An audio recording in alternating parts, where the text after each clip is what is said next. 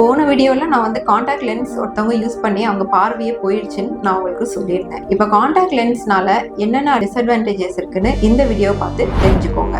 ஐ doctor கேர்லின், ஐ specialist. கருவிலியை சுற்றி நம்மளுக்கு சில செல்ஸ் இருக்கு. அது வந்து ஸ்டெம் செல்ஸ்ன்னு நம்ம சொல்றோம். அந்த செல்ஸ் தான் நம்ம கருவிலியில ஏதாவது புண்ணு இல்லை இன்ஃபெக்ஷன் ஏதாவது ஏற்படுது, அதுதான் வந்து அந்த செல்ஸ் தான் ஹீல் பண்றதுக்கு நம்மளுக்கு ஹெல்ப் பண்ணுது. இப்போ அந்த காண்டாக்ட் லென்ஸ் யூஸ் பண்றதுனால என்ன ஆகும்னா செல்ஸ் வந்து டேமேஜ் ஆகி நம்மளுக்கு இப்போ ஏதாவது அடிப்படுது அப்படின்னா கருவிலி ஹீல் ஆகிறதுக்கு நம்மளுக்கு டைம் ஆகும். கருவிலியும் ட்ரை ஆகும். ட்ரை ஆச்சுன்னா உங்களுக்கு கண் வலி வரலாம், இல்லை ஹெட்ஏக் வரலாம், இந்த மாதிரி பிரச்சனைகள்லாம் வரலாம். சப்போஸ் உங்களுக்கு அந்த கருவிலியில வர இன்ஃபெக்ஷன் வந்து ஹீல் ஆகி உங்களுக்கு ஸ்கார் ஆயிடுச்சு அப்படின்னா அது வந்து பின்னாடி இப்போ நீங்க கண்ணாடி எடுக்கிறதுக்கு நீங்க லேசர் பண்ணணும் அப்படின்னு நினைக்கிறீங்க அப்படின்னா அந்த கருவிலி ஸ்கார் இருக்கிறதுனால நீங்க பண்ண முடியாம கூட போகலாம். கருவிலி ஃபுல்லாவே உங்களுக்கு ஸ்கார் ஆயிடுச்சு, வெள்ளையாயிடுச்சு அப்படின்னா கருவிலியை மாற்ற வேண்டிய ஒரு சூழ்நிலையா ஆயிடலாம். இதை பத்தி உங்களுக்கு ஏதாவது டவுட்ஸ் இருக்கு அப்படின்னா மறக்காம எனக்கு கமெண்ட் பண்ணுங்க. காண்டாக்ட் லென்ஸ் யூஸ் பண்ணணும்னு நினைக்கிற உங்க ஃப்ரெண்ட்ஸ்க்கு கண்டிப்பா இந்த வீடியோவை ஷேர் பண்ணுங்க.